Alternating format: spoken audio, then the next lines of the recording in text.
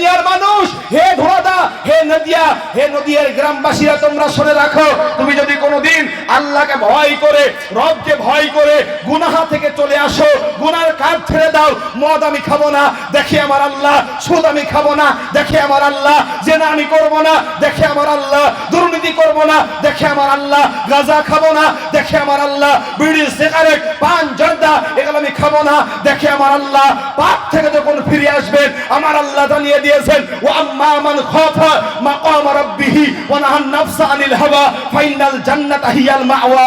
আমার আল্লাহ যদি বলেন, আমার রব যদি বলেন, হে আমার দুনিয়ার বান্দারা, যারা দুনিয়াকে রবকে ভয় করে যারা দুনিয়াতে পাপের কাজ ছেড়ে দিবে, আমি আল্লাহ তার জন্য জান্নাতুল মাওয়ার ব্যবস্থা করে দিয়েছে। বলুন সুবহানাল্লাহ। মুসলমানদের আলোচনা কিন্তু কম শোনা হয় না। আপনার বয়স যদি 50 বছর হয়, বুদ্ধি হওয়ার পর থেকে কিন্তু কোরআন এবং হাদিসের আলোচনা শুনি আমরা, কথা ঠিক না? ঠিক। বলুন তো, যদি আমরা মানার নিয়াতে আলোচনা শুনতাম তো একটা আলোচনায় যথেষ্ট ছিল, কিন্তু আমরা কেউ মানার নিয়াতে আলোচনা শুনিনি। আজকে আপনাদের সম্মুখে আমি রাকিবুল ইসলাম আলোচনা করব কিছু কয়েক ঘন্টা, তারপরের বক্তা আলোচনা করবে, এইরকম করে প্রোগ্রামটা রাত্রি ব্যাপী আলোচনা হবে। বলুন তো, যদি সব বক্তা আলোচনা করে আর আমরা প্রতিটা বক্তার মুখ থেকে যদি একটি করে কথা মানতাম, আমরা আগামী 1 বছরের ভিতরে আমরা আল্লাহর ওলি হয়ে যেতাম, কথা ঠিক না? পাকিস্তানের ফিলিস্তিনের একজন ইমাম, তিনি দুঃখ করে মাত্র 30 সেকেন্ড বক্তব্য দিয়েছিল। কয় সেকেন্ড? 30 সেকেন্ড খুতবা আলোচনা করেছিল। তিনি বলেছিলেন, যে দেশে 30,000 শহীদ, 60,000 গৃহত্যাগ মানুষ, প্রায় আহত 60,000, 2 লক্ষ গৃহত্যাগ মানুষকে দেখার পরেও যদি কারো হেদায়েতের দরজা খুলে না পাই, আমি আধ ঘন্টা 1 ঘন্টা বক্তব্য দিয়ে মানুষের হেদায়েতের দরজা খুলতে পারবো না। কথা ঠিক না ভাই? কোরআনে আল্লাহ পাক রব্বুল আলামিন বলেছেন সূরা রদ, আল্লাহ তাআলা বলেন, যে নিজেকে পরিবর্তন করে না আল্লাহ তাকে পরিবর্তন করায় না। কি বললাম কথাটা? যে নিজেকে পরিবর্তন করে না আল্লাহ পাক তাকে পরিবর্তন করায় না। কোরআন এবং হাদিসের আলোচনা আমরা শুনি এবং শোনার চেষ্টা করি, কিন্তু মানার চেষ্টা কেউ করিনি। যদি মনে করতাম যে আমাদের কোরআন এবং হাদিসের মানা মানে আলোচনা মানার নিয়তে শুনতাম, অবশ্যই জাতির উপকার হতো। কথা বলেন ঠিক কি না? এই জাতির উপকার হতো, কিন্তু আমরা মানার চেষ্টা করিনি। মনে করেছে আজকে কোথাও আপনি ইখলাসের নিয়াত ঠিক পাবেন না, আল্লাহকে সন্তুষ্ট করার জন্য কোথাও আপনি কাজ পাবেন না। আজকে যারা শ্রোতা এসেছে ওদের নিয়াত হলো যে কোন বক্তার ওয়াজ ভালো, সুর ভালো, গজল বলছে, ওই বক্তার আলোচনা শ্রবণ করব। আর যারা জালসা করতে এসেছি মৌলভী সাহেবগুলা, ওরা বলছে কত টাকা আমাদেরকে দিবে। এইবারে বলুন তো, আমাদের এইখানে ইখলাস আছে ভাই? ইখলাস আছে কি? যে আল্লাহকে সন্তুষ্ট করার জন্য কোথাও কিন্তু আমরা নেই। কমিটি বলছেন আগামী বক্তায় এসব বক্তা ভালো না, আগামী এমন বক্তা নিয়ে আসবো যে জমাবে। কি করবে বলুন? জমাবে। আচ্ছা বলেন, এখানে কি নাচ গান করে জমানো হবে? বলেন, যার ভিতরে কিছু আছে সেই তো বুঝবে নাকি ভাই? আজকে আপনাদের সম্মুখে আমি আলোচনা করব তাকওয়া সম্পর্কে। কি সম্পর্কে বলুন তো? তাকওয়া। তাকওয়া মানে কি? এটা কে পারবে? একজন হাত তোলেন, তার জন্য খাস করে দোয়া করব। তাকওয়া শব্দের অর্থ কি বলেন? কেউ পারবেন না? মাশাআল্লাহ, চাচা রাইট উত্তর দিয়েছেন। আল্লাহ পাক তেনাকে কবুল করুক, বলুন আমিন। তাকওয়া মানে হচ্ছে ভয়। বলুন তো কার ভয়? একটু জোরে বলুন, কার ভয়? এইবারে মূলত যত কথাগুলো আমি বললাম এক কথায় ওটা ঢুকিয়ে দিই। আজকে পৃথিবীতে মুসলমান পিছনে বা মুসলমান পিছিয়ে 1 নম্বরের কারণ হলো মুসলমানদের অন্তরে আল্লাহর ভয় নাই। কিসের ভয় নাই? আল্লাহর ভয় নাই। তার জন্যই তো মুসলমানদের উপরে নির্যাতন আর নিপীড়ন, তাই তো বলেন। এইবারে সত্যি করে একটা কথা বলবেন, আমরা মসজিদ ছেড়েছি না বেধর্মীরা মসজিদ দখল করেছে? আগে বলেন। আগে আমরা মসজিদটা ছেড়েছি, তারপরে বিধর্মী যারা আছে তারা মসজিদটা দখল করেছে। এই যে ফজরে যখন আজান হবে, ইমাম আর মুয়াজ্জিনার 2-5টা বৃদ্ধ মানুষ, আর মহল্লার কোনো মানুষ মসজিদে প্রবেশ করেনি। 5-7 জন মুসল্লি নামাজ পড়ে। বলুন তো ওই সময় যদি কিছু আল্লাহদ্রোহী মানুষ যদি ঢুকে মসজিদ থেকে দখল করে, সকালবেলায় সব দিকে খবর হয়ে যাবে যে অমুক জায়গায় একটা মসজিদ হিন্দুরা বোমা ফেলেছে। বলুন, আগে আমরা মসজিদ ছেড়েছে বলেই তো বেধর্মীরা মসজিদকে দখল করেছে। কথা বলেন ঠিক কি না? তাই তো নাকি? এইবার আপনাদেরকে একটা উদাহরণ দিয়ে আলোচনার ভিতরে যাব। আমাদের আজকে দুনিয়াতে শান্তি নেই কেন? শান্তি তো আমরা অনেকেই বলি যে শান্তি শান্তি, তো শান্তি গেল কোথায়? ছোট্ট একটা গল্পের মাধ্যমে উদাহরণটা দিয়ে আলোচনার দিকে যাব। একজন ব্যক্তি, এক জাদুকর রাস্তা দিয়ে হাঁটতেছে, হাঁটতে হাঁটতে 2টা জিনের সাথে দেখা হয়েছে। কয়টা জিন? 2টা জিনের সাথে দেখা হয়েছে। তো জিন 2টা মনে মনে ভাবলো, জিন দুটো বলা বলি করে, শোনো, আজকে ওই জাদুকরকে একটু কঠিন ভাবো, ধোলাই করবো বা একটু ঘোল খাওয়াবো, বাংলা ভাষা যেটা বলি। বলে কি করে? বলে জাদুকর যে আসছে উনি আবার সাপড়ি। বলেন কি ওটা? সাপড়ি। তো 2 জিন মনে মনে ভাবলো, একটা জিন আরেক জিনকে বলতেছে, ভাইজান, আমি যখন সাপে পরিণত হয়ে যাব, তো ওই সাপড়ি যখন আমার পেছন পেছন ঘুরবে, তো তখন আমাকে যদি ধরে ফেলে, একটা আমি হাতে পানি দিলাম, এই পানিটা আমার গায়ে ছিটিয়ে দিবা, তাহলে আবার আমি আগের রূপে চলে আসব। 2 জন বলা বলি করলো। এইবারে দুজনেই ভিতরে একজন সাপ হয়ে গেল। সাপ। তখন আরেকটা জিন পেছন থেকে এসে তখন বলতেছে যে, ভাইজান, মনে মনে তো উনি ভাবছেন যে সাপড়ি তো অবশ্যই ধরেই ফেলবে। এইবারে তিনি সাপড়িকে দেখিয়ে একটা লাইন দিয়ে কস করে একটা জঙ্গলের ভিতরে যেতে শুরু করেছে। সাপড়ি তার বিন বাজাতে শুরু করে দিয়েছে। বিন বাজায়, তালে তালে যায়। আর এমন একটা সময় হলো, শেষ পর্যন্ত সাপড়ির হাতে সাপটা বন্দী হয়ে গেল। পাশে থেকে ওই জিনটা এসে বলছেন, ভাইজান, এটা কোনো সাপ না, এটা হলো জিন। বলে কেন? বলে এটা জিন আপনার ওই সাপের রূপ ধরেছিল। তখন বলছে, জিন যদি হয় তাহলে সাপ কেন হলো? এইবারে প্রমাণ, পানিটা তার গায়ে দিয়ে দিল, আর দেওয়ার সাথে সাথে ওই জিনটা আবার সাপে পরিণত হয়ে গেল। পাশের ওই বন্ধু আরেক বন্ধুকে ডেকে বলছে, এতদিন যে বললে, এত কথা যে তুমি আমাদেরকে শোনালে যে সাপড়ি খেয়াল কি তুমি তার কোনো কষ্ট দিবে, বরং কষ্ট তো দূরের কথা, সাপড়ি তো তোমাকে উল্টা বন্দি করে তোমাকে আজীবন গোলাম করে রাখতেছিল। তখন ওই সাপটা বলতেছে, বন্ধুরে, আমি যখন সাপে পরিণত হয়ে গেলাম, আমি যখন সাপ হয়ে গেলাম, আমি তখন গোটা জমিনটা যেন আমার জন্য সাপড়ি বান মেরে দিয়েছিল। আমি পাহাড়ে উঠতে যাই, মন বলে পাহাড়ে আগুন ধরে গেছে। আমি পানির তলে ডুব দিতে যাই, মন বলে আমার জন্য পানির তলে আগুন ধরে গেছে। কোথাও আমার জায়গা খোলা নেই, আমি যেদিকেই যাই সেদিকেই যেন লাভ আর লাভ দেখতে পাই। শুধুমাত্র ওই সাপড়ির যে ঝোলাটা আছে, ওই ঝোলাতে, ওই ঝোলার জায়গাতে ওই বান পৌঁছাতে পারেনি। শেষ পর্যন্ত আমি ওই সাপড়ির ঝোলার ভিতরে আমার জায়গা হয়ে গেল। সম্মানিত উপস্থিতি, এইটা আপনাকে ছোট্ট গল্প বললাম। এর অর্থ এইটাই যে গোটা মুসলমানদের পৃথিবীর বুকে আজকে তাকিয়ে দেখেন, গোটা মুসলমান ইরাকের জমিনে মার খায়, ফিলিস্তিনে মার খায়। কেন মার খাবে? এই গোটা পৃথিবীটা মুসলমানদের জন্য নাপাক হয়ে গেছে। এই গোটা পৃথিবীটা মুসলমানদের জন্য হালাক হয়ে গেছে, বরবাদ হয়ে গেছে। এই মুসলমানদের জন্য একটা জায়গায় খোলা আছে। আমার আল্লাহ বলেন, যদি তোরা বাঁচতে চাস, যদি তোরা আমার সঙ্গে নাজাত পেতে চাস, তোমরা এক কাজ করো। সেই কাজটা হলো ফালিয়াবুদু রাব্ব হাযাল বাইত। একটা ঘর খোলা আছে রে বান্দা, একটা জায়গা খোলা আছে। ওই জায়গায় তোরা আমি রবের কাছে সিজদায় পড়ে যা, আমি রবের কাছে তোরা সিজদায় চলে যা। একটা রাস্তা আছে, ওই জায়গাটার নাম হলো আল্লাহর ঘর, মসজিদ। ওইখানে না যাওয়া পর্যন্ত মুসলমানদের শান্তি আসবে না। কথা বলেন ঠিক কি না? একটু জোরে বলুন ঠিক কি না? একটু তাকবীর দেন, লিল্লাহি তাকবীর। আরো জোরে, লিল্লাহি তাকবীর। আল কোরআনের আলো, জোরে, আল কোরআনের আলো। মাশাআল্লাহ। আমি আপনাদেরকে বলবো, একবার বলবো, বেশি বলবো না। যারা দাঁড়িয়ে আছেন অথবা জায়গা ফাঁকা আছে, আপনারা ভিড়ে ভিড়ে বসেন। যেহেতু আলোচনা কেবল শুরু হলো, আমার পরে পরে ভালো ভালো আলোচক আসবে, আলোচনা করবে। ভাইজান দেখি ভাই, আপনারা আগে আসেন ভাই। আচ্ছা, আপনারা কি রাগ করেছেন আমার উপরে নাকি? তাহলে আপনারা আগে আসছেন না কেন বলেন তো? আচ্ছা বলেন, কোন মুসলমান যদি অন্যের জমি দখল করে কি মুসলমান? বলেন, ওই যে সামনেকার জায়গাটা ওটা আপনার, আর যেটা বসে আছেন এটা অন্যের, তাহলে বলেন আপনি কি?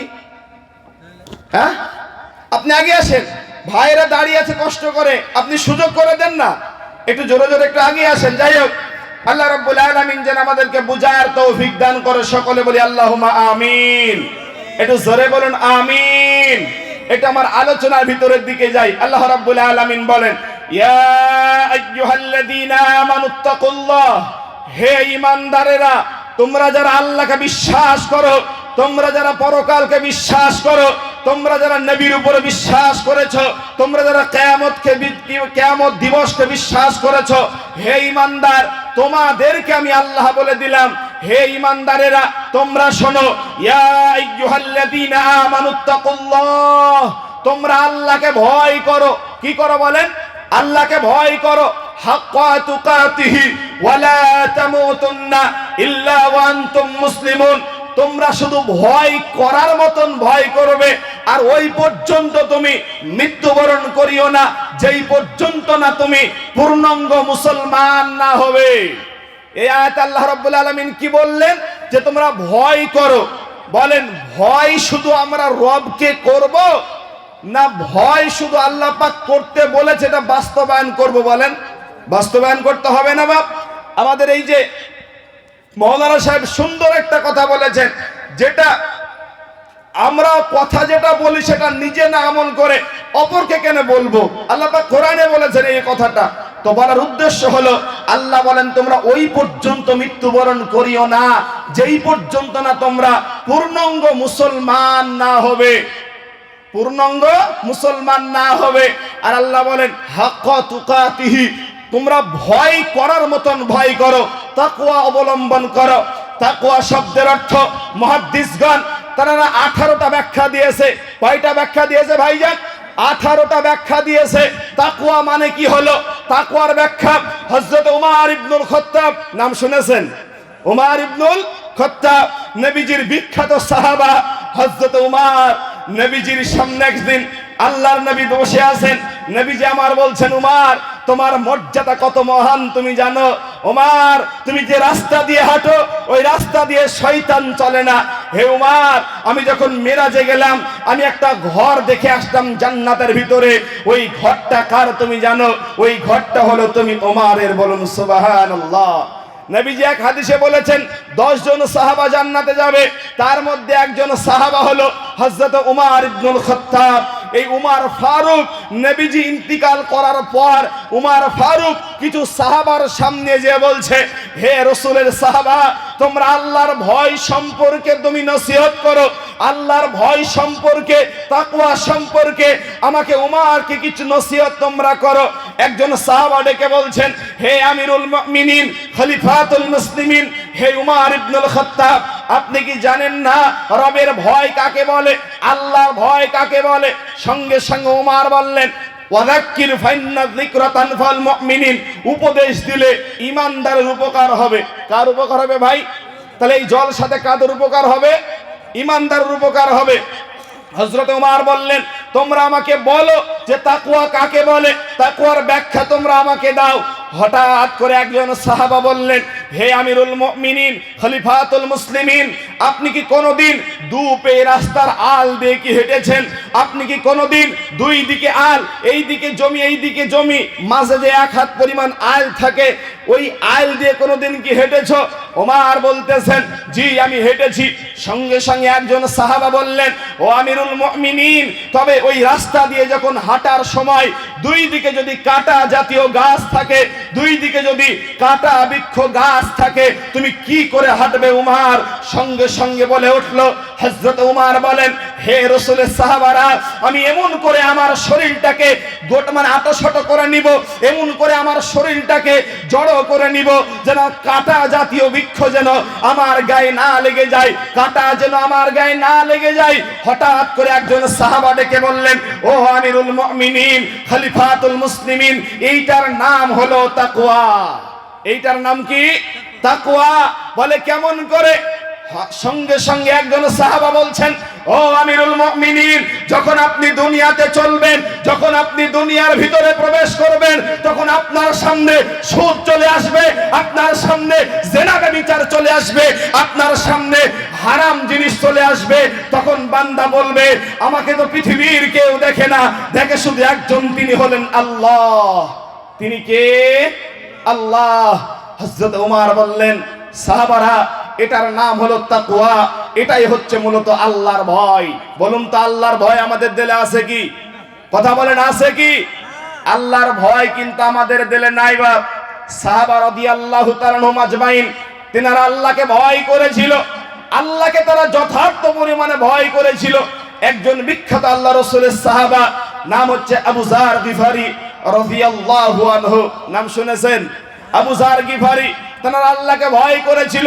উসমান গনি কবর দেখলে ডুকরে ডুকরে কান্না করতেন আর বলতেন, আল্লাহ রাসূল বলেছেন আখিরাতের প্রথম মঞ্জিল হলো কবর, যদি কেউ কবরে আটকিয়ে যায় সব জায়গায় আটকিয়ে যাবে।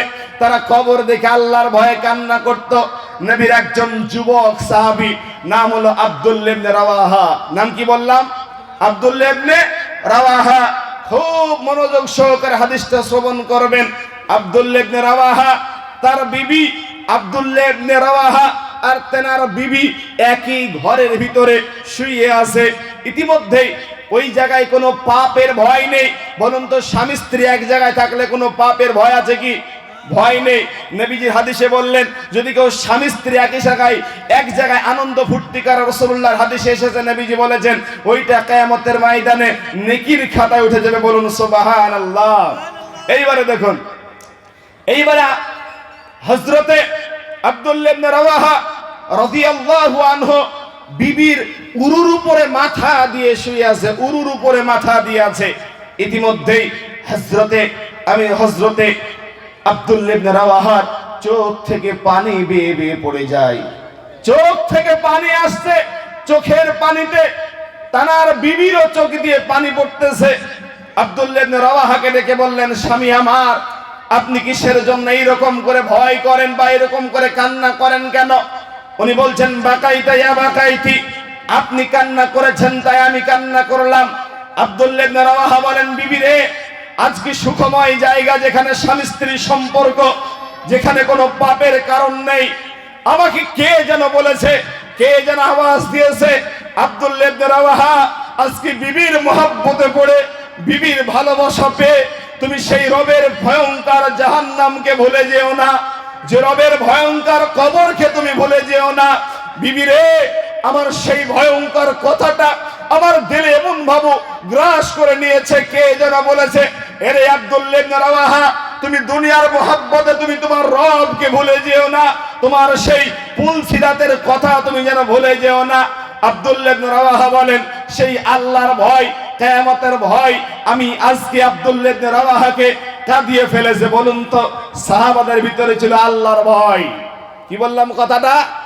সাহাবা রাদিয়াল্লাহু তাআলা আনহু, তিনাদের ভিতরে ছিল আল্লাহর ভয়। তারা বাসর ঘরে বিবিদের সামনে তেনারা কত সুন্দর করে সুখময় জায়গাতে তারা কান্নাকাটি করেছে। শুধু কার ভয়ে? একটু জোরে বলুন, কার ভয়ে? আল্লাহর ভয়ে। আল্লাহকে যদি কেউ ভয় করে, আখিরাতে তার জন্য দুইটা পুরস্কারের কথা বলবো।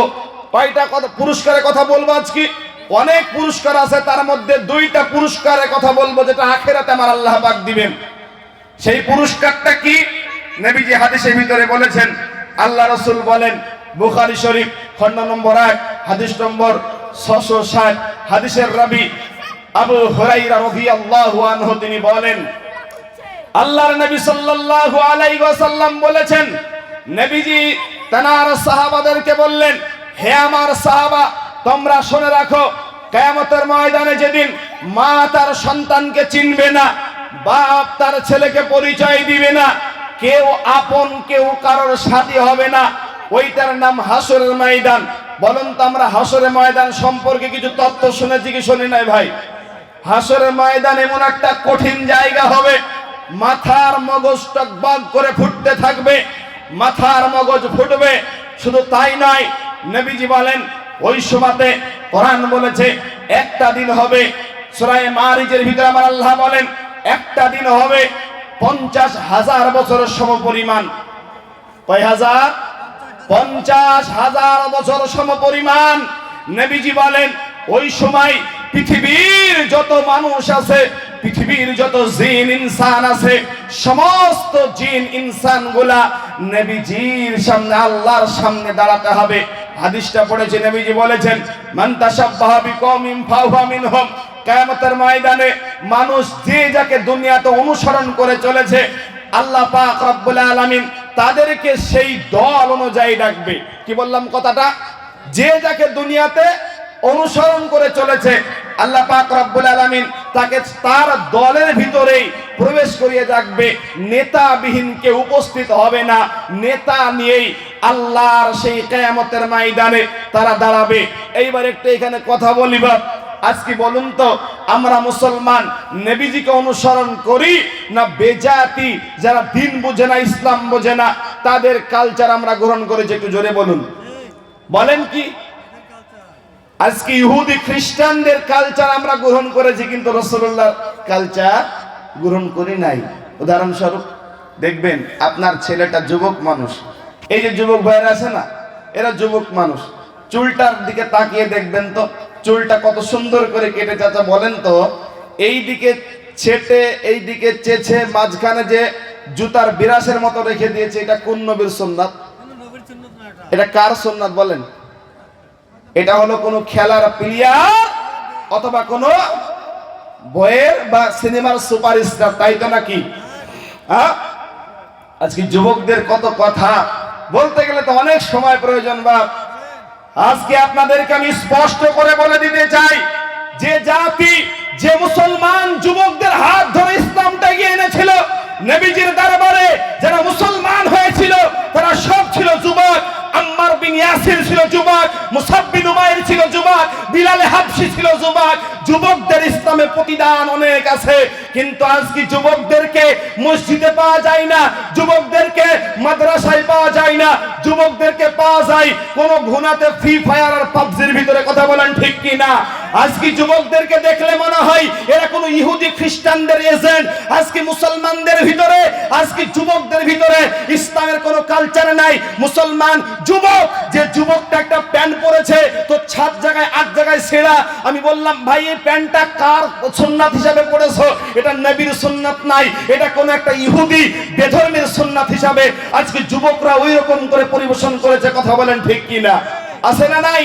আজকে যুবকদের অধঃপতনে যাওয়ার 1 নম্বর কারণ হলো এরা যুবকরা ইহুদি খ্রিস্টানদের। আল্লাহ রাসূল বলেছেন কিয়ামতের আগে ইহুদি খ্রিস্টান বেধর্মী যদি একটা সাপের গর্তের ভিতরে লুকিয়ে যায়, তো কিছু আমার উম্মত আছে এরা ওই সাপের গর্তের ভিতরে লুকিয়ে পড়বে। আল্লাহ রাসূল বলেছেন কিয়ামতের আগে, নবীজি বলেছেন শিক্ষা দুনিয়া থেকে উঠিয়ে নেওয়া হবে, মূর্খতা দুনিয়াতে বর্ষণ হবে। বলুন তো এই জামানাটা চলছে না? এটা বর্তমানে এইটা না? একটা যুবকদের হাতে, একটা মুসলমানদের ভিতরে দিন ইসলামকে খুঁজে পাওয়া যাবে না। একজন যুবক, একটা যুবক নাই যে যুবকটার ভিতরে দিন ইসলাম পাবে, যে যুবকটার ভিতরে আল্লাহ রাসূলের সুন্নাত হবে, নবীজির সুন্নাতের আদর্শ গ্রহণ করবে। যুবকদের কথা বলি, পুরুষ ভাইদের কথা বলি, এখনো আপনি জলসার প্যান্ডেলে আছেন, আপনার প্যান্টটা টাকলুর নিচে আছে, দেখুন তাকিয়ে দেখেন। নবীজির হাদিস, আল্লাহ রাসূল বলেছেন যদি কার টাকলুর নিচে যুবক পুরুষদের যদি প্যান্ট চলে যায়, নবীজির হাদিস আল্লাহ রাসূল বলেছেন ওর ওই স্থানটা জাহান্নামের আগুনে পুড়বে।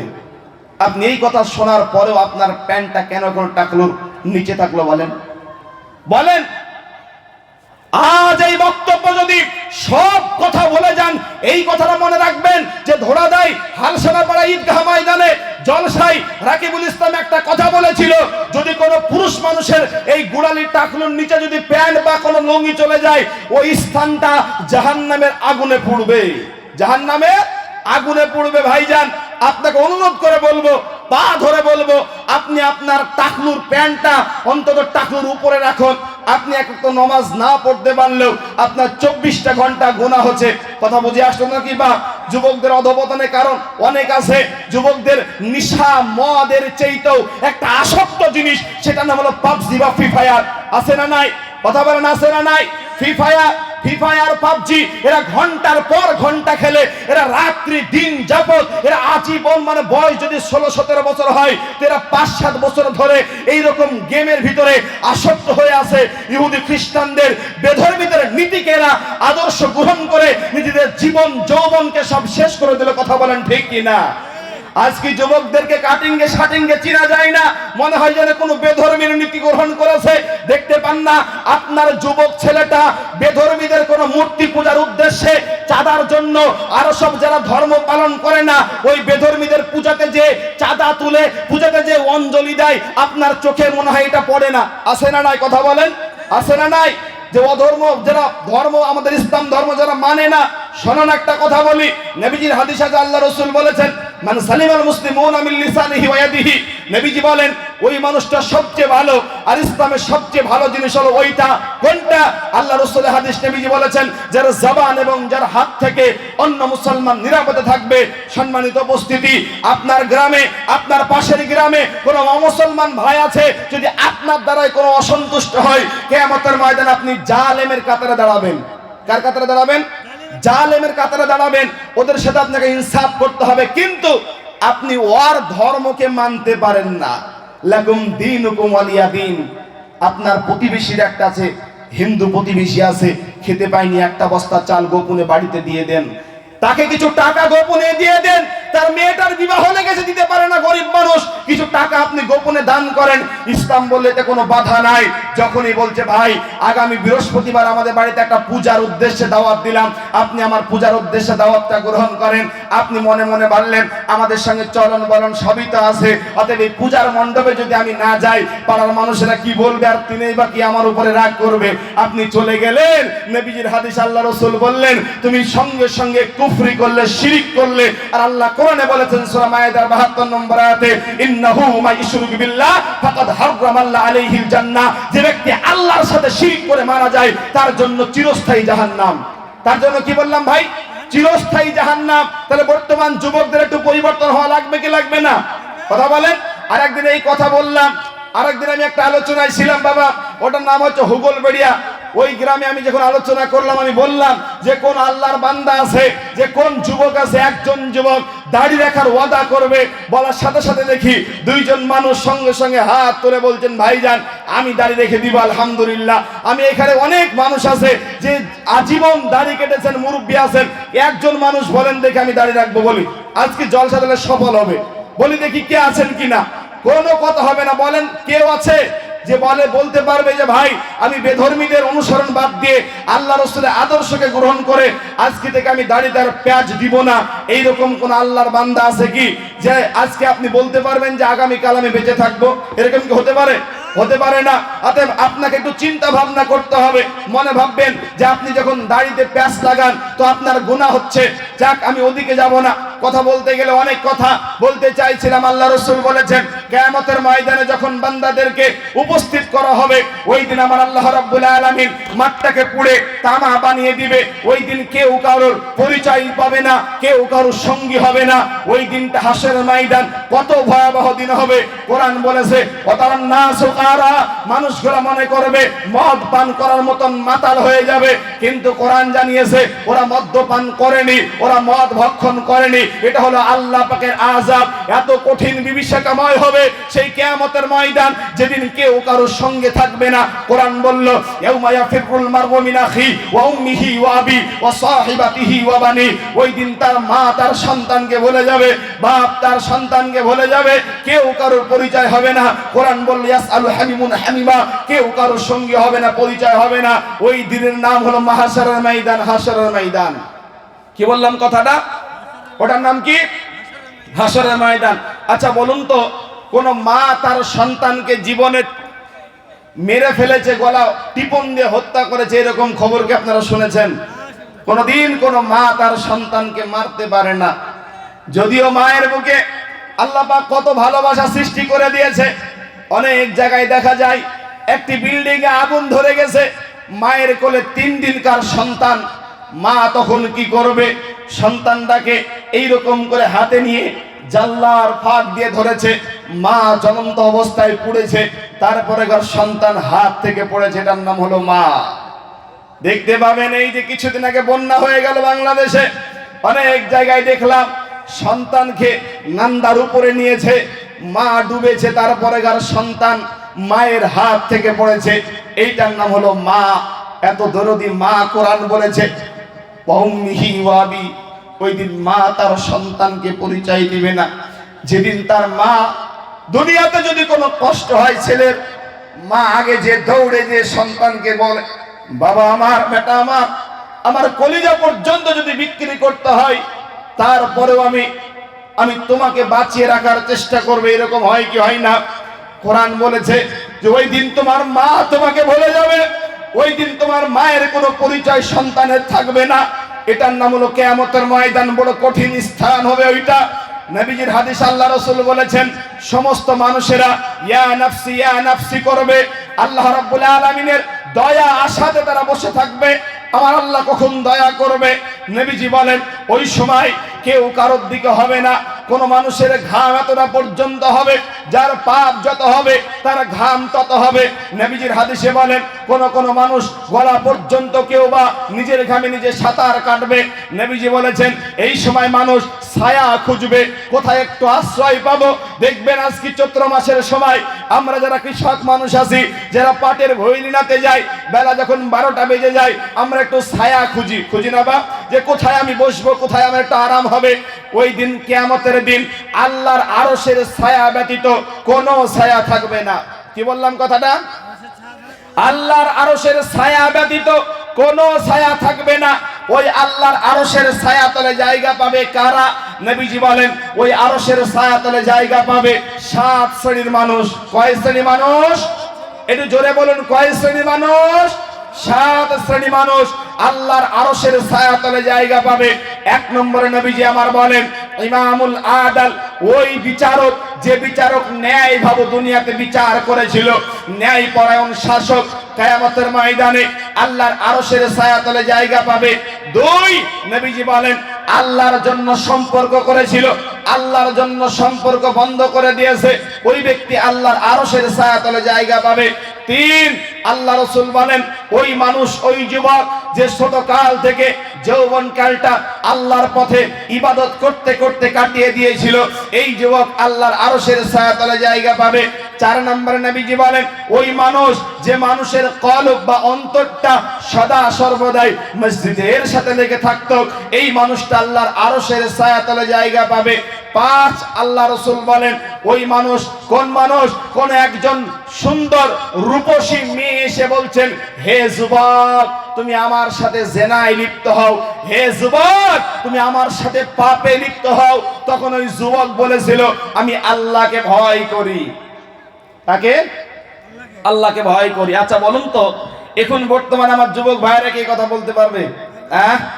আজকে যুবকেরা জেনা ব্যভিচারে যা লিপ্ত হয়েছে, বাপ আল্লাহ মাফ করুক, নবীজি বলেছেন পৃথিবীতে 2টা পাপ আছে, যদি কেউ 2টা পাপে লিপ্ত হয়ে যায় তাহলে তার দুনিয়াতেই শাস্তি হবে। কয়টা পাপ? 2টা। 1 জেনা ব্যভিচার, যদি কেউ জেনা ব্যভিচার করে দুনিয়াতে আল্লাহ এমন অসুখ দিবে যে অসুখটা বংশে ছিল না, যে অসুখটা নিজের গোষ্ঠীতে ছিল না, যে অসুখটা পৃথিবীতেই ছিল না, এই রকম আল্লাহ পাক রব্বুল আলামিন দিবে। কথা বুঝে আসতো তো ভাই? আচ্ছা বলেন তো, করোনা এই নামটা আমরা 5 বছর আগে কয়জন শুনেছিলাম? বলেন শুনেছিলাম কি?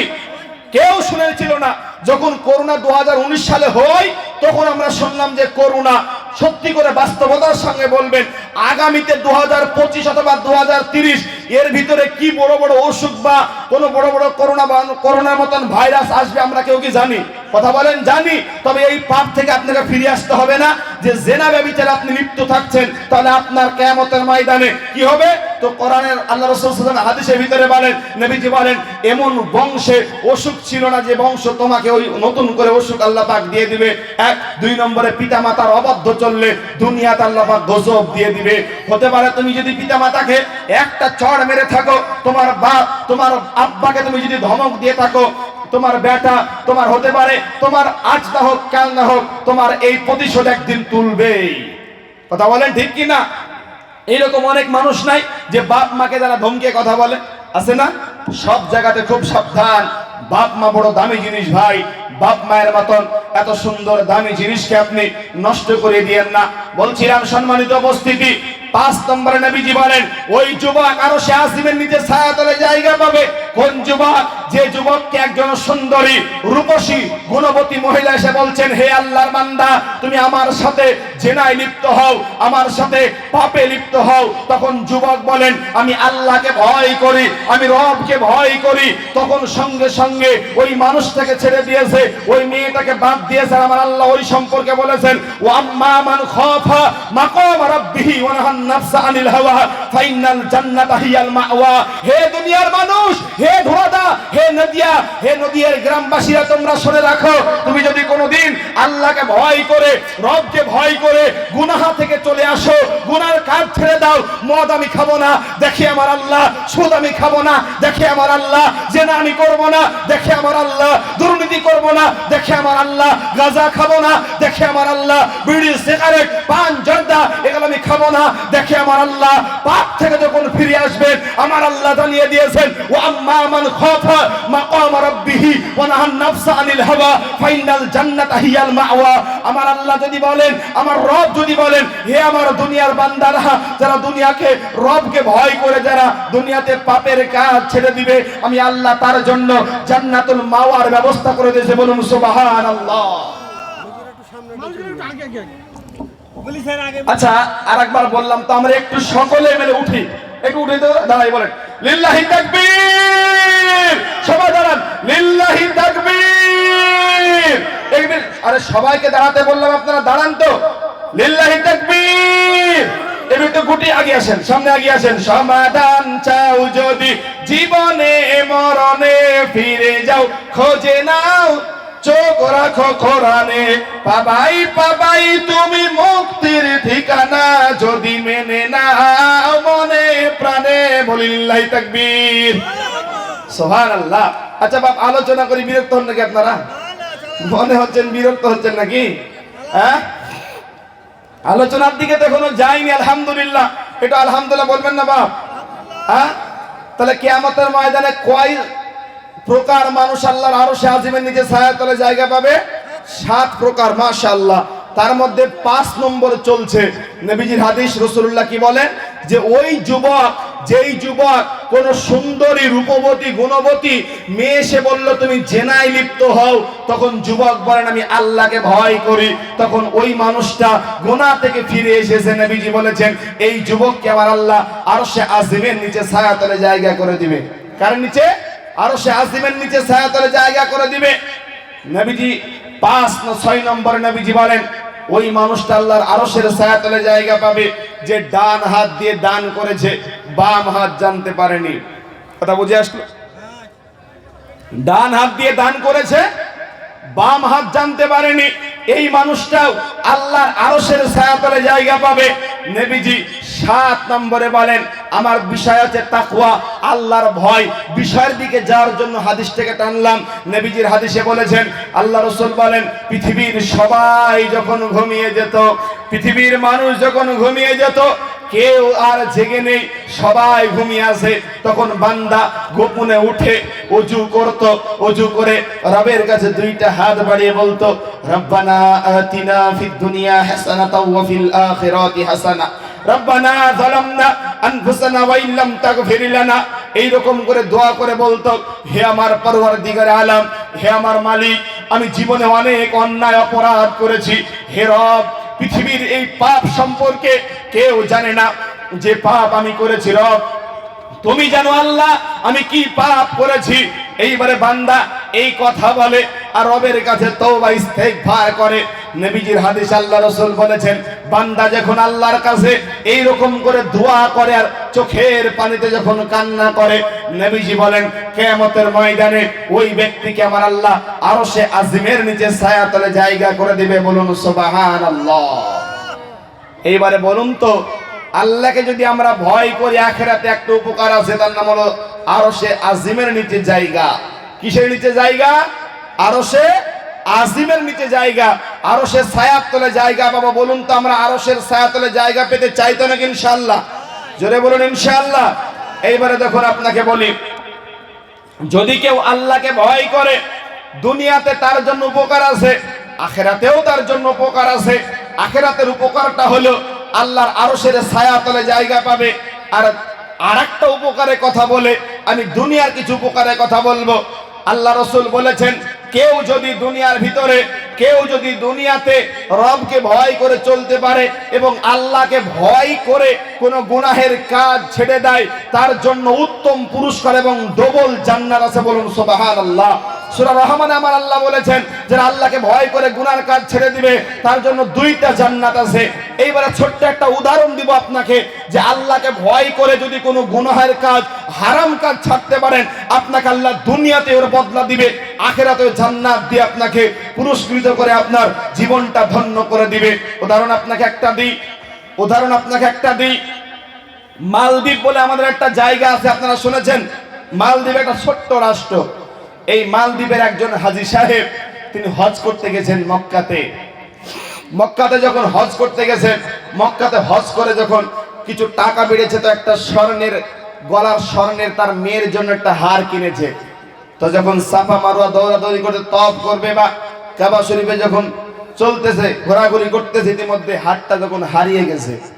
বলেন তো, আল্লাহ রাসূল সাল্লাল্লাহু আলাইহি ওয়াসাল্লামের যোগ বা নবীজির যে যুগটা ছিল, মক্কা মদিনাতে আল্লাহ রাসূল যেদিন দুনিয়াতে বেঁচে ছিলেন, ওই দিন দুনিয়ার ভিতরে কোরআন মাজিদে আল্লাহ রাব্বুল আলামিন বলেছেন, আল্লাহ পাক রব্বুল আলামিন ওই কাবা শরীফের প্রান্তটাকে হারামাইন করে দিয়েছে। অতএব ওই জায়গাতে কোনো পশু প্রাণী শিকার করা যাবে না। কোন জিনিস যদি পড়ে থাকে তো গ্রহণ করা যাবে না। আজও যদি আপনারা মক্কায় যান, দেখবেন নিরাপদ স্থান। আল্লাহ বলেছেন, ওয়া হাদাল বালাদ, ওই মক্কা নগরী নিরাপত্তা নগরীর কসম খেয়েছেন আমার আল্লাহ। গত রমজানে উমরায় গেছিলাম, আল্লাহ পাক আমাকে উমরায় নিয়ে গেছিল। গত রমজানে গিয়েছিলাম, একজন খেজুর বিক্রিওয়ালার কাছে এরকম করে, আমি যখন বাঙালি মানুষ তো, উনি আরবিতে কথা বলে, আমার ভাই ছিল একজন পাশে, উনি আরবি জানে, উনি আরবিতে বলছে, সাদের এ ভাই 1 কিলো খেজুর দেন। যখন দিল, তো দাড়ি পাল্লার দিকে তাকায়, তখন ওই ব্যক্তি বলে, ভাইজান আপনি এখানে তাকায়েন না, আপনাকে ভয় করার আগে আমি একজন মানুষকে আমি একজন যিনি আমাকে দেখতেছে, সে রবকে আমি ভয় করি। বলুন সুবহানাল্লাহ। একটা মক্কা মদিনার একটা ব্যবসায়ীর এইরকম আখলাক চরিত্র। তো সেই নবীর দেশে ওই হাজী সাহেব যখন হজ করতে করতে তওয়াফের মাধ্যমে ওই হাতটা হারিয়ে গেছে, হাতটা খোঁজ করে পায় না। আর মক্কার সবচাইতে একজন গরিব মানুষ, উনি ছিলেন কোরআনের একজন হাফেজ, উনি সেই হাতটাকে খুঁজে পেয়েছে। হাতটাকে যখন পেয়েছে, উনি ভাবলেন, যদি হাতটা আমি তুলি তাহলে মালিককে খুঁজতে হবে, আর যদি আমি না তুলি তাহলে এটা অন্য মানুষ যদি নিয়ে নেয়, মানে যিনি আসল মালিক সে মালটা খুঁজে পাবে না। তাই বলে তিনি মালটাকে তুলেছে। আমাদের মানুষ যদি হতাম তো মনে মনে ভাবতাম, গরিব মানুষ বলে আল্লাহ মনে উপকার দিয়েছে নাকি, আমি গরিব, আল্লাহ তাকিয়েছে একটু মুখের দিকে। কিন্তু না, যুবক বলেন যে আল্লাহ, এই হাতটাকে আমি খুঁজে পেলাম, এই হাতটাকে যদি আমি নিজের মালিকের কাছে যদি না পৌঁছে দিতে পারি, কিয়ামতের ময়দানে আল্লাহর সামনে জবাব দিতে হবে। এই কথা বলে যুবক খাওয়া দাওয়া বন্ধ করে শুধুই খুঁজছে যে এই হার কার হারিয়েছে। 3 দিন পর ওই হারের মালিককে খুঁজে পেয়েছে। তখন বলছেন যে আপনার এই মালটা আপনি নিয়ে এলেন, দিয়ে দিল। দিয়ে পর মুরব্বী হাজী সাহেব বলেন, পকেট থেকে কিছু টাকা হাদিয়া দিয়ে বলছেন, বাপ এটা তোমাকে হাদিয়া স্বরূপ আমি দিব। তখন যুবক বলেন, এর উত্তম বদলা আমার আল্লাহ দিবে। বলুন সুবহানাল্লাহ। আচ্ছা বলেন তো, এই যুবক মানুষটা হাতটাকে গ্রহণ করতে পারতো না? কিন্তু পারেননি। কেউ দেখেনি, দেখেছিল কে? আল্লাহ। যুবক মনে মনে ভাবলেন, এই হার যদি আমি তাকে ফেরত দিই তাহলে আল্লাহ বলেছেন এর পরিমাণ দুনিয়াতে উত্তম বদলা আমাকে দিবে, অতএব হার আমি গ্রহণ করব না। সঙ্গে সঙ্গে ওই বৃদ্ধ হাজীকে বলছেন, হাজী সাহেব আপনি চিন্তা করিয়েন না, আপনি ভাবনা করিয়েন না, আপনার হাদিয়া আমি গ্রহণ করলাম না। এই কথা বলে তিনি হাদিয়া গ্রহণ করলেন না। হাজী সাহেব বাড়িতে চলে আসলো। অনেক দিন পর সেই মক্কার একজন হাফেজ ওই যুবকটা একটা সমুদ্র পথে সফর করতে যাচ্ছিলেন। ইতিমধ্যে হঠাৎ করে সফরের মাধ্যমে নৌকার একটা ঢেউ এসে সব তছনছ হয়ে গেল। যুবকটা হারিয়ে গেলেন, কোথায় চলে গেলেন? একটা দ্বীপে প্রবেশ করলেন। ওই দ্বীপটায় যখন উঠলেন, উঠে দেখে এইখানে মুসলমান আছে কিন্তু ইসলাম নাই। কি বললেন কথাটা? মুসলমান আছে কিন্তু ইসলাম নাই। আচ্ছা বলেন তো, আমরা বর্তমানে মুসলমান দাবি করি, আমরা কি মুসলমান? আমাদের ভিতরে কি ইসলাম আছে? আমাদের মুসলমান একজন ব্যক্তি দুঃখ করে বলেছিলেন, ইসলাম আছে কিতাবে আর মুসলমান আছে কবরে। ইসলাম আছে কিতাবে আর মুসলমান আছে কবরে। আমরা যারা আছি সব জেরক্স কপি। কি কপি? Xerox copy. আমাদের বাপ দাদা মুসলমান, তাই আমরা মুসলমান, তাই তো নাকি ভাই? এটাই তো বর্তমান পরিস্থিতি আমাদের। সম্মানিত উপস্থিতি, তখন যুবক একজন কোরআনের হাফেজ, তিনি বললেন এখন কি করা যায় বা কি হবে? সঙ্গে সঙ্গে তিনি কি করলেন, ওই যুবকটা দেখুন ওই দ্বীপের ভিতরে মানুষকে কোরআনের তালিম দেয়, কোরআন শিক্ষা দেয়। কোরআন শিখলেন। একটা পর্যায়ে কিছু মুরব্বীরা বলল, বাবা তুমি কি বিয়ে শাদী করেছো? বলে না, বিয়ে শাদী হয়নি। বলে আমাদের এখানে একটা উত্তম ভালো একটি সুন্দর মেয়ে আছে, তুমি কি বিবাহ করতে চাও? বলে আপনারা যদি বলেন অবশ্যই চাই। মেয়েটার সাথে বিবাহ দেওয়া হলো। দেওয়ার পর ঘটনা অনেক বড়, সংক্ষেপে বলছি যেহেতু বক্তা চলে এসেছে, আলোচনা বেশি দীর্ঘায়িত করব না। এবার আপনাকে বলি, যখন আসার পর ইতিমধ্যে সঙ্গে সঙ্গে ওই অবস্থাতে, কোন অবস্থায়? তখন ওই যুবক যখন বাসর ঘরে গেছে, বাসর ঘরে যখন এক জায়গায় বসেছে, বসার পর যুবকটা কিন্তু দিনদার। বলুন তো যুবকটা কি? একটু কান দেন। যুবকটা দিনদার, পরহেজগার। এইবারে যুবক তখন ওই মেয়েটার মুখের দিকে না তাকিয়ে বারবার করে ওই গলার দিকে তাকায়। তখন সঙ্গে সঙ্গে মেয়েটা বলেন, হে যুবক, আমি শুনেছিলাম তুমি বলে অনেক দিনদার পরহেজগার, এখন দেখছি তুমি দিনদার না, তুমি দেখছি দুনিয়াদার। বলে না না না, তুমি আমাকে এই কথা বলতে পারো না। সঙ্গে সঙ্গে ওই যুবক বলছেন, মেয়ে তুমি বলো তো, এই হার বা তোমার গলায় যে একটা মালা দেখতেছি, এটার ইতিহাস তুমি আমাকে একটু খুলে বলো। মনে হয় যে এটা আমার খুব পরিচিত মনে হয়। সঙ্গে সঙ্গে মেয়েটা বলছেন, এর একটা ইতিহাস, লম্বা ইতিহাস আছে। এই ইতিহাসটা হলো, আমার আব্বা হজে গেছিল এই মালদ্বীপ থেকে। হজ করে আসার পর একটা মালা কিনেছিল, মালাটা হারিয়ে ফেলেছিল। একজন মক্কার যুবক ওই মালাটা খুঁজে পেয়েছিল। আমার আব্বা তাকে কিছু হাদিয়া দেওয়া চেয়েছিল, কিন্তু হাদিয়া গ্রহণ করেন নাই। তখন ওই মেয়েটা বলেন যে আমার আব্বা প্রতিদিন তাহাজ্জুদে দোয়া করত, হে মালিক, আমার বাড়ি যদি মক্কায় হতো তা আমার মেয়েটাকে আমার ওই ছেলেটার সাথে বিবাহ দিয়ে দিতাম। তখন ওই যুবকটা ডুকরে কেঁদে উঠে বলছেন, হে মেয়ে, তুমি চিন্তা করো না, আমি হলাম সেই যুবক। এই হাতটা আমি খুঁজে পেয়েছিলাম, ওই দিন ওই হাতটা গ্রহণ করেনি। আমার আল্লাহ বলেন, তুই পাপ ছেড়ে দিয়েছিস বান্দা, ওর জন্য হাত তো দিলাম, হারের যে মালিক তাকেও দিয়ে দিলাম। বরং সুবহানাল্লাহ। এটা হলো আল্লাহকে ভয় করা দুনিয়াতে উপহার। কথা বুঝে আসতো ভাই? এইবার আখিরাতে উপকার। আরেকটা কথা বলে আলোচনার দিকে শেষ হয়ে যাব। নবীজির হাদিস আপনাকে একটা শোনাই। আল্লাহ রাসূল সাল্লাল্লাহু আলাইহি ওয়াসাল্লামের একজন বিখ্যাত সাহাবী মুআয ইবনে জাবাল, নাম কি বললাম? মুআয ইবনে জাবাল। নবীজি কিছু কিছু সাহাবাকে খুব ভালোবাসতেন, নবীজি গোপন কথা বলতেন। তার মধ্যে একজন সাহাবা ছিল মুআয ইবনে জাবাল। নবীজি একদিন মুআযকে ডেকে বলছেন, ইয়া মুআয। মুআয ইবনে জাবাল বলেন, লাব্বাইক ইয়া রাসূলুল্লাহ, আমি উপস্থিত, আপনি বলুন। নবীজি আবার বললেন, ইয়া মুআয। নবীজি বললেন, হযরতে মুআয বিন জাবাল বলেন, আমি উপস্থিত আল্লাহ রাসূল, আপনি বলুন। মুআয বিন জাবাল বলেন, আল্লাহ রাসূল আপনি আমাকে বলেন। নবীজি বললেন, মুআয তুমি বাড়িতে যাও, বাড়ি যে তুমি সওয়ারিটা নিয়ে আসো, আর নিয়ে এসে তোমাকে ইয়েমেন যেতে হবে, তোমাকে ইয়েমেনের জন্য চলে যেতে হবে। মুআয বিন জাবাল বলেন, আল্লাহ রাসূলের কথাটা শুনে আমি বাড়ির দিকে চলে গেলাম। আমি গাঁটটি গুটি বেঁধে নিয়ে আমি ইয়েমেনের উদ্দেশ্যে নবীজির সামনে উপস্থিত হয়ে গেলাম। নবীজি আমার বললেন, মুআয বিন জাবাল বলেন, ইয়া রাসূলুল্লাহ আপনি আমাকে বলেন, আচ্ছা বলেন তো, আল্লাহ রাসূলকে সাহাবারা বেশি ভালোবাসতো না কম ভালোবাসতো? কি পরিমাণ ভালোবেসেছে বাবা! নবীজির হাদিস, রাসূল বলেছেন, লা ইউমিনু আহাদুকুম হাত্তা আকুনা হাব্বা মিন ওয়ালিদিহি ওয়া ওয়ালাদিহি ওয়ান নাসি আজমাইন। তোমার সবকিছু চাইতে বেশি ভালোবাসতে হবে আমার রাসূলুল্লাহকে। সাহাবারা নবীজিকে তাই ভালোবাসতেন। একটি মা তার সন্তানকে, সন্তান তার মাকে যেমন দেখতে না পেলে কান্নাকাটি করত, ঠিক একই রকম করে একটা সাহাবা যদি নবীজিকে 1 মিনিট 1 সেকেন্ড না দেখতে পেত তো ওই রকম করে কান্নাকাটি করত। ঘরে খাবার নেই, নবীজির চেহারার দিকে তাকাতো। সাহাবারা বলতেন আমার নবীজির চেহারার দিকে তাকালে আমাদের ক্ষুধা নিবারণ হয়ে যেত। সাহাবারা বলতেন আমি রাসূলুল্লাহর দিকে তাকালে আমাদের মনে প্রশান্তি তৈরি হতো। মুআজ বিন জাবালকে নবীজি আমার বললেন, ইয়া মুআজ, তুমি ইয়ামেনে যাচ্ছ, যাও। ইয়ামেন থেকে ফিরে এসে আমি রাসূলকে আর তুমি দুনিয়াতে জিন্দা দেখতে পাবে না। আমি রাসূলকে আর দুনিয়াতে তুমি জিন্দা দেখতে পাবে না। আমার কবরের পাশ দিয়ে, আমার মসজিদে নববীর পাশ দিয়ে তোমাকে যেতে হবে। মুআজ বিন জাবাল বলেন, এই কথা শুনে আমি রাসূলুল্লাহর দিকে তাকিয়ে ডুকরে ডুকরে কান্না শুরু করে দিলাম। মুআজ বিন জাবাল বলেন, আমি এই কথা শুনে আমি নবীর দিকে তাকিয়ে ডুকরে ডুকরে যখন কান্না শুরু করে দিল, রাসূলুল্লাহ ডাক দিয়ে বলে, ইয়া মুআজ, তুমি এইরকম করে কান্না করিও না বাবা, তুমি এইরকম করে কাঁদিও না মুআজ। আমি তোমাকে বলে দিলাম তুমি পৃথিবীর জমিনে যতদিন জিন্দেগি যাপন করবে ইয়া মুআজ, তুমি আল্লাহকে ভয় করে চলবে। তুমি যদি আল্লাহকে ভয় করে চলতে পারো তাহলে তোমার আর আমার একই সাথে আল্লাহর জান্নাতে থাকবো। বলুন সুবহানাল্লাহ।